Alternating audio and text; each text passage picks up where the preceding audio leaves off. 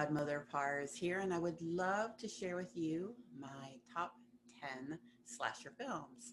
Slasher films are one of my favorite subgenres of horror, and I know they say that every time I talk about a top 10. It's probably just because I love all things horror. So let's jump right in with number 10, which is an oldie but goodie, Blood and Black Lace from 1964, directed by Mario Bava and starring Eva Bartuk and Cameron Mitchell. And we know Mario Bava from The Telephone in the anthology Black Sabbath. And The Telephone was released in 1963. And what these films have in common is that they're considered a shift in horror because they're no longer focusing on like thriller whodunit, but instead they're focusing on the killings. And the killings get interesting in Blood and Black Lace. Like there's a spiked glove that goes right into a woman's face. This is sort of the beginnings of these. And I know we already had Psycho come out. We've had some other things come out prior to this, but it really is a turning point. You can see the Giallo influence. This film is about fashion models and cocaine. Fashion models and cocaine, what more do you want? And the women are killed off one by one, and there's a lot of erotic lens work being done. You know, woman's grabbed and her shirt tears, and then she's in her bra. So it's really the foundation of some of the slasher motifs that we are familiar with today. Number 9, and this one will be controversial because I skipped over some classics to include this. This is the one that I'm going to hear about in the comments. I'm prepared for it. Just hear me out. Just hear me out. Number 9 is 2020's The Rental, directed by Dave Franco. And it stars Dan Stevens, Alison Brie, Jeremy Allen White, and Sheila Vaughn. It has the Sheila Vaughn element, which is a phenomenon where if Sheila Vaughn is in something, it'll be in one of my top 10 lists somewhere. Love Sheila Vaughn. And I do love Jeremy Allen White as well. There's not a high body count on this. I got caught up in the 4 characters and their toxic interactions with each other. It starts out leading into sort of like, I know what you did last summer kind of a scenario where these 4 people go away on a trip together and bad things happen. They are 2 couples, but they're the wrong couples. Charlie and Mina should be together, and the audience sees that, and their respective partners see that, but try to ignore it and avoid it. Yes, it has a lot of stereotypes with these characters. We have like the ne'er-do-well brother. You know, we've seen some of these things before, but I still got caught up in their relationship and cared about those relationships and what was going to happen. Also, another thing that I really enjoyed about this film, it's like The Strangers in that there's no backstory or motive for the killer.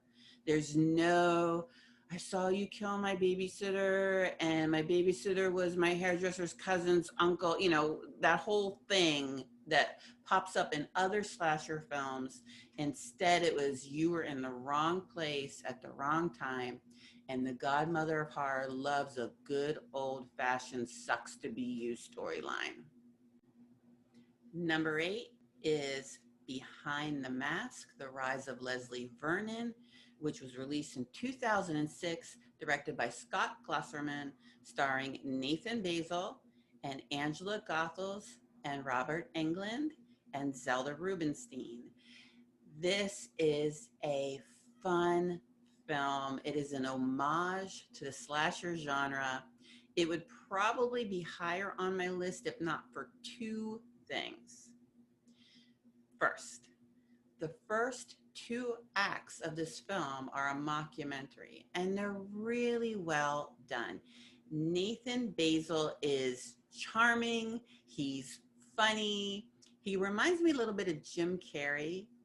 you find yourself really rooting for him despite his explaining that he is going to go on a slasher rampage. Like, you're like, good for you. I hope this works out for you. I'm glad you have a hobby. And then you find yourself questioning yourself. But the mockumentary is great. And then Robert Englund, who I love, shows up. But I'm like, it's Robert Englund. So it made the mockumentary not as good for me because I recognized someone in it. And then Zelda Rubinstein shows up and I recognized her. I prefer a mockumentary where the actors are not recognizable so I can lose myself in it. Then the last act is a straight out slasher film. And it's great. The kills are awesome. It's great. Again, you're rooting for Leslie Vernon in a weird way. But we're watching the first two acts through the lens of the camera that's making the mockumentary. Then they put the lens down and we're still watching the action. And it took me out because as a viewer, I'm like, how am I seeing this? Everything that I saw came through that camera and now that camera's gone. So how am I seeing this? And I know that's super nitpicky, but it took me away from the action because I kept sort of questioning it. I really wish that they had found a way to keep the camera rolling for that last act so that we were actually seeing the slaughter through the camera. It, sort of like, how we always talk about breaking the fourth wall. They actually broke the fourth wall and then reconstructed the fourth wall in the last act. Otherwise, great film. Number 8 on the slasher list, Behind the Mask. Number 7 is Prom Night from 1980, directed by Paul Lynch, starring Jamie Lee Curtis and Leslie Nielsen. Jamie Lee Curtis, great final girl or greatest final girl? I'll be talking about that a little bit later. Prom Night has a setup where we are given the motivation for the killer. So it's different from The Rental, as I mentioned, which had no motivation. In this one, a group of children are playing together and a little bit of bullying and taunting breaks out and one of the children dies. And then 10 years later, however many years when they're old enough to go to the prom, the now adolescents are being picked off one by one. There is an amazing dance scene with Jamie Lee Curtis that makes me so happy. But the kills are good. There's a lot of excitement in this film. We are introduced to the idea of the obscene phone call by stalkers. This is a trope for slasher films. And youngins out there, this is something that was very real at the time. We did not have Star 69. We did not have caller ID. We did not have ways of tracing and tracking phone calls. Only the police could do that in 1980. So people could call you and breathe very heavily into the phone and say things like, I'm going to kill you, I'm going to get you. And we wouldn't know who they were. We also saw, you might be familiar with on The Simpsons when Bart Simpson does his phone pranks. He calls Moe's all the time and does pranks. Same thing. And Moe has no idea who he is. And I know you youngins watching today are probably like, why doesn't Moe just... But when The Simpsons came out, again, we didn't have that. So that joke, that's just a running joke. And in Prom Night, the obscene phone calls were creepy to us because it was something that we could have experienced at the time. So again, good kills. We get my Jamie Lee in here. And this is one of my favorite event-specific slasher films. Number 6 is 1974's Black Christmas, directed by Bob Clark, starring Olivia Hussey, Margot Kidder, and Keir Dullea. This film is based on the urban legend, The Babysitter and the Man Upstairs. And that's one of my favorite urban legends, yay! And we have other films based on that, which will show up in some other top 10s later. But basically, we begin with a POV shot of someone scaling the outside of a sorority house. And there are lots of nice POV shots in this slasher film. So someone comes in the house and then they start getting phone calls. right? We just talked about this. We talked about the obscene phone call and that being a trope and that being something that we were familiar with back in the 70s. They People start dying, girls are being killed. This is one of our original sorority house slaughter films, which is a subgenre of the slasher horror genre. It's a beautiful one at that. So we have that going on, and then they trace the calls. Come to find out, the calls are coming from inside the house. Again, youngins, let me paint a picture for you. None of us had our own phones. As teenagers, we did not even have a phone in our room typically. Most households had two phones. There was a phone in the kitchen that always had this crazy long cord that would get really tangled. It was awful. And that was sort of the public phone where mom and dad would answer that phone, or you would take sort of your public phone calls where you're just talking to someone very quickly. Then there was usually a second phone in the home, most often in the parents' house. Again, it was very unusual for a kid to have a phone in their room. We didn't have a lot of privacy back then. We went out, we left the house. That's how we got our privacy. It wasn't like we had our own phones and computers and things that we could be private in our own home. So there'd be a phone in the parents' boudoir, and that's where you go for your private conversations. So it could happen that someone could call the other phone. We all tested this. After we saw these babysitter movies, we all tested it. And it could happen that you could call the other phone in your house from inside your house. So the police tell them that, and then, more slaughtering ensues. There are some feminist takes to this film, which the Godmother of Horror has to bring up. One is that the police do not take the girls seriously at first. The girls come and say they're being stalked, they're being threatened, because he's saying on the phone, I'm going to kill you. And they're not being taken seriously. They're being, you're silly girls, you're very emotional, you're sensitive, the holidays are coming up. But then there's this really interesting feminist twist, and that Olivia Hussey's character, Jess, is pregnant. And she tells her boyfriend, Peter, that she's going to have an abortion. And he does not want that. He wants them to marry. And so we have our bodily autonomy with Jess. Congratulations, Black Christmas. But then Peter becomes our red herring, because he would have a reason to be messing with these girls because he's so distraught over her having an abortion. So Black Christmas, it's an original. It's also Elvis's favorite horror movie. And who are we to argue with the king? Number 5 from 2011, Youre Next, directed by Adam Wingard and starring Sharni Vinson and Nicholas Tucci. People of the world, please look at the poster and the title of this film. That's the correct contraction for you are. There it is. Look at it. Learn it.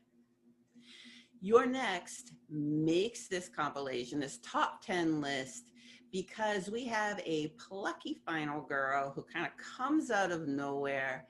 There's a home invasion. Our main character is being brought to her boyfriend's house for a sort of family reunion, and there's a home invasion, and people are getting picked off one by one. The kills are good.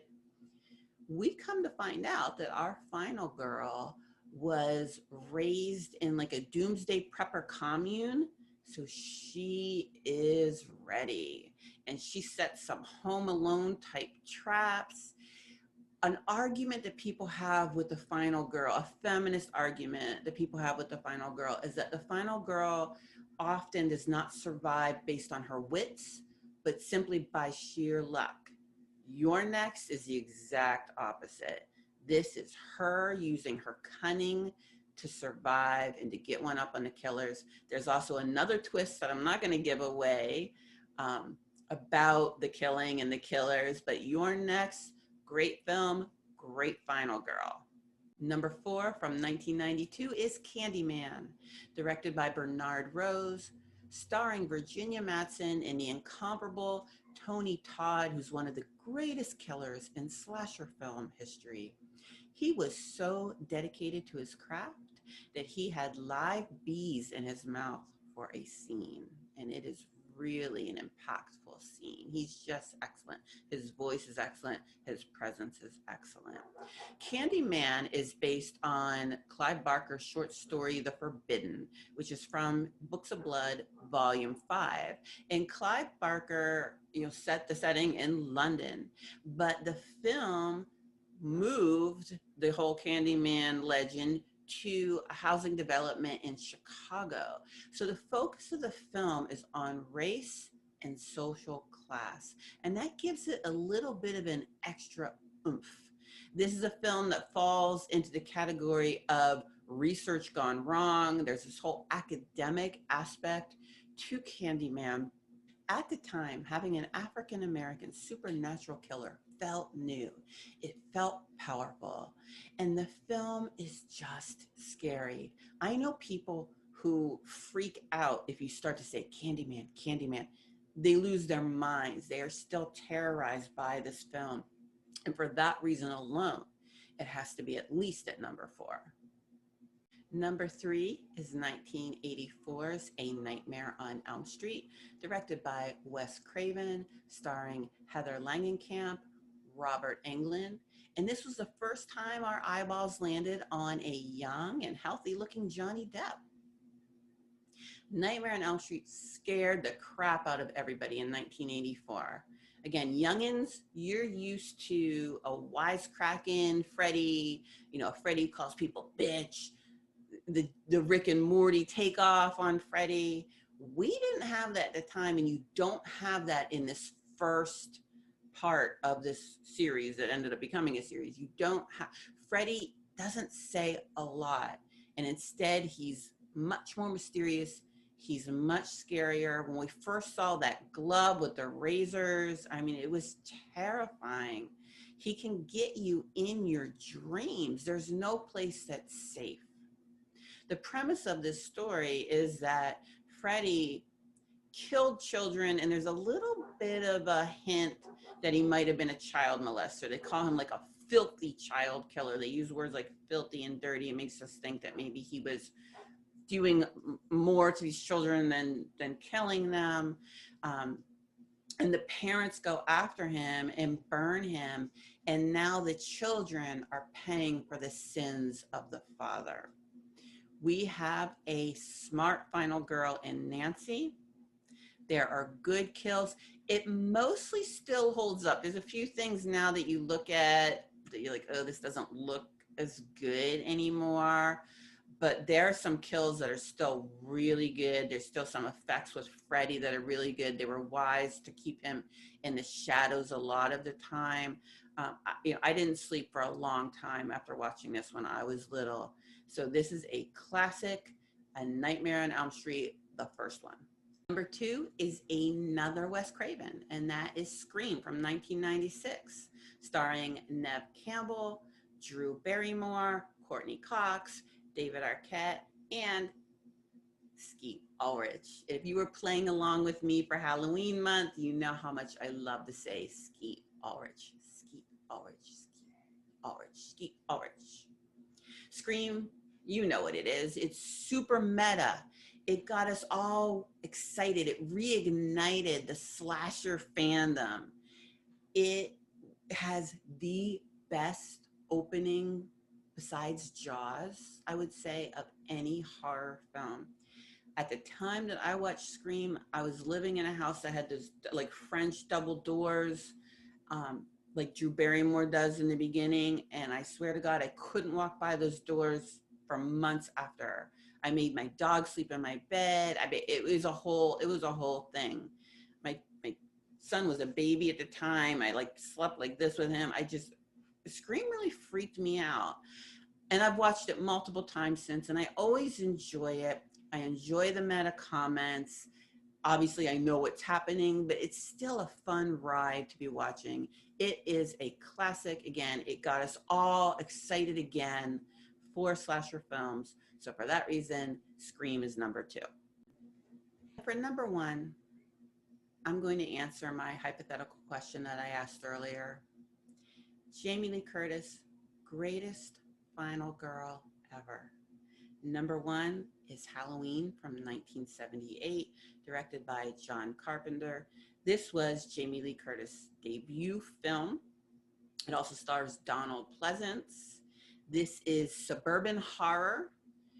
We are taken into a, Haddon, Ohio town where things are good. People walk to school, people give each other rides. It's all very pleasant until Halloween. And that's when we have the return of Michael Myers. The reason why I'm saying Jamie Lee Curtis is the greatest final girl is because she's not condescending. She's not a prude. Yeah, she's not drinking and smoking pot and having sex like the other teenagers in the movie, but she's not looking down her nose at them because of that.